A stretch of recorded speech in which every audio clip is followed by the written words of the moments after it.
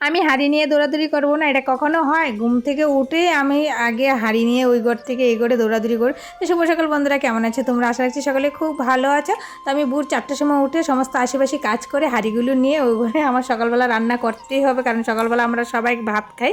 তো যাই হোক, তো কী রান্না করবো বরমশাইকে এসেছিলাম জিজ্ঞাসা করতে, বরমশা নাকে তেল দিয়ে ঘুমাচ্ছে। তো আর আমি এখানে সব কিছু নিয়ে আসলাম ফ্রিজের থেকে বের করে। এখানে ডিম আছে, ডাল আছে, তো এগুলি রান্না করবো। শুটকি মাছের ভর্তা বানাবো। তো সব কিছু এক এক করে সব কিছু এই করে আনলাম, সব কিছু গুছগাছ করে রান্নাটাও বসিয়ে দিলাম, ডাল আর ভাত। তো যাই হোক, আমার ডালটা দেখো কি কালো হয়, কারণ কলের জলটাই এরকম হয়। আর এদিকে আমি আলু ছাড়িয়ে নিচ্ছি। তো যাই হোক, আমার ডাল ভাত শুটকি মাছের ভর্তা হয়ে গেছে, আর ডিমের কষা করলেই হয়ে যাবে। এখানে দেখো ভাত রান্না হয়ে গেছে, শুটকি মাছের ভর্তা হয়েছে। শুটকি মাছের ভর্তা হলে তো আমার ছেলেমেয়ের আর কিছুই লাগবে না। তো যাই হোক, রান্নাবান্না শেষে চলে আসলাম স্নান করে পুজো দিতে। তো পুজো দেওয়া হয়ে গেছে, আর আমার বরমশাই ওইদিকে স্নান করতেছে। তো আজকে আমার বরমশাই কিন্তু একা, দেখো গাড়িটা কি সুন্দর করে গুছাইছে। আমি কিন্তু সত্যি কথা বলতে আজকে গাড়ি আসে মানে কাছে দাঁড়েও আসেনি, কারণ আমার কাজ আমি করছি, আর বরমশাই দিকে গাড়িটা গুছিয়ে নিয়েছে।